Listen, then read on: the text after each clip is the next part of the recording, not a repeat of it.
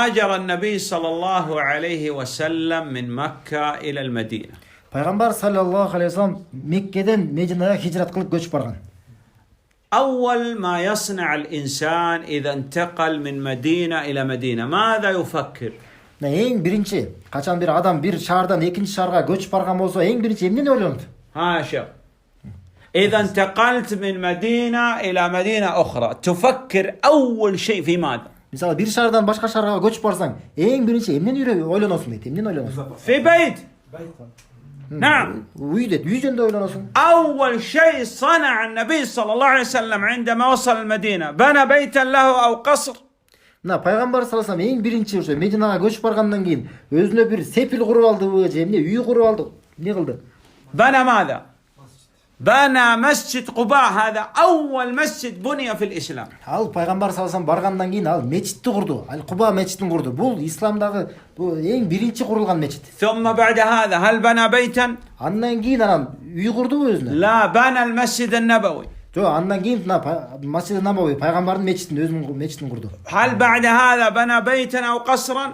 Андан кейін өзүнө бир үй, бир кандай бир сепил куруп алдыбы? لا. Жок. كان عنده زوجتان عليه الصلاة والسلام. Ошол учурда анда эки аял болгон эле. عائشة Айша وسودة. жана Сауда. بنى غرفتين. Жана ал экөөнү эки бир бөлмө курган. الغرفة الواحدة متر ونصف في متر ونصف. هذا أكثر تقدير لها.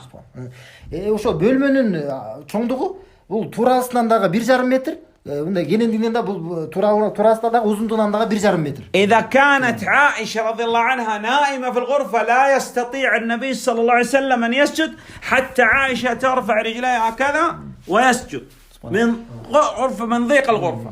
Ошол бөлмөнүн ушунчалык тардыгынан пайгамбар саллаллаху алейхи вассалам намаз окуп атканда эгерде Айша энебиз жаткан болсо, намаз окуй албайт эле. Сөзсүз түрдө мына саждага кетердин алдында Айша энебиз деген бутун жыйнайт эле, анан ошондон кийин анан сажда кылат эле, намаз окуйт эле.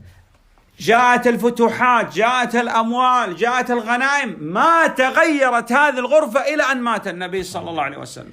Көптөгөн андан соң согуштар болду, алардан жеңиштер болду, мал мүлктөр, байлыктар келди. Ошолордун баары болгон болсо дагы эмне үйү өзгөргөн жок. Өмүрүнүн аягына чейин, каза болгонго чейин ошондой эле үйү абал кала берди.